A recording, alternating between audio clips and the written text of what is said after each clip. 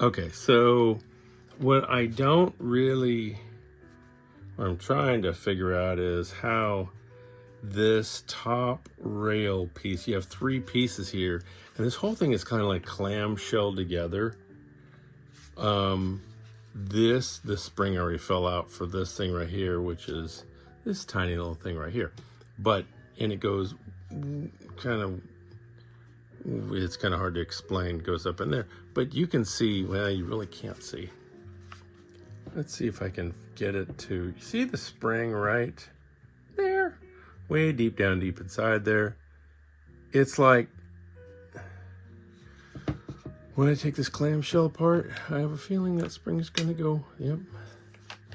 Don't pop, don't pop. Okay, it didn't pop, alrighty then. But the whole thing just kind of unclamshells apart. And there's that all the way down.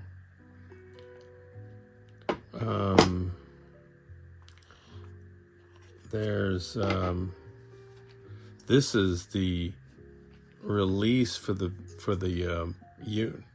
gun. When it slides up in there, it's like it, anyway. But that's what that does. And I'm kind of glad it stayed right there so I get an idea better of what it looks like.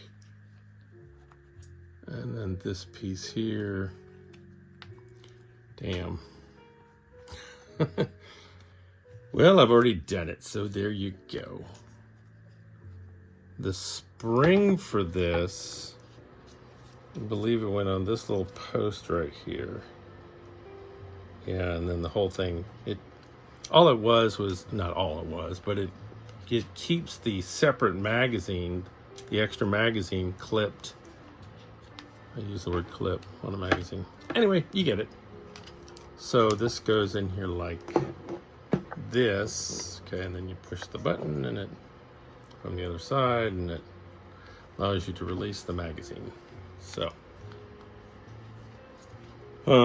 there's that part. You can see how filthy it got inside. I've probably ran, I don't know, 250 rounds through this. My gun is even more disgusting. So this would be the left-hand side, and there was a rail that goes right here, and then of course this whole rail goes across the top like so, but it doesn't really look like it, but trust me, it does. All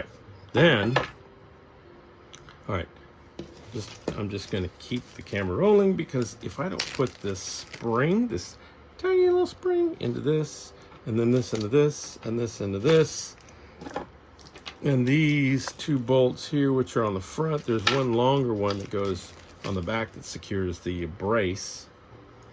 If I don't do this, then for sure, those will go bye-bye. All right, so there's that.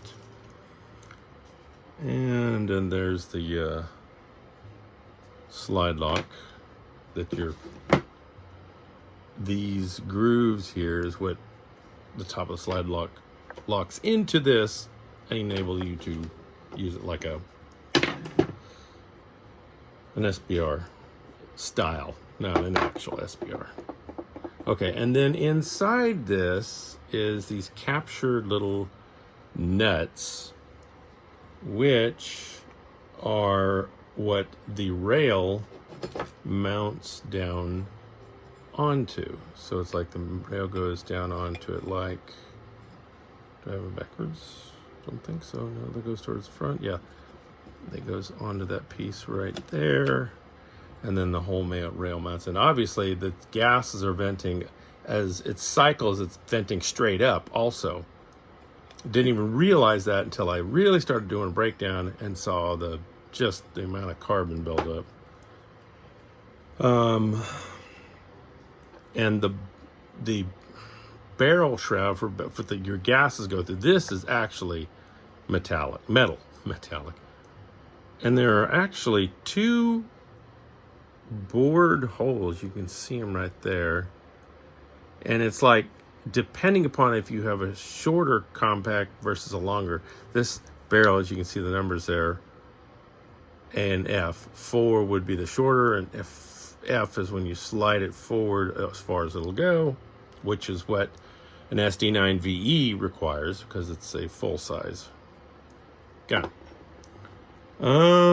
I don't really see any other than these captured nuts. There.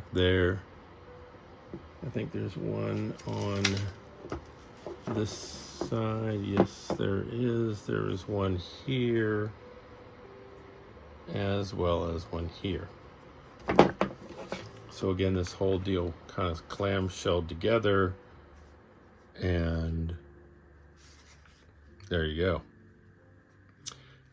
Also etched on the inside, you can barely see it, but it tells you M&P Gen 1 and 2, S or SD9 and 40V V2, or mine's a VE, but it says V2. So that's that's really about it. Yay. Now all I gotta do is take the captured nuts out, and then I can start cleaning it with some acetone, get it good and stripped down, and then I can start painting.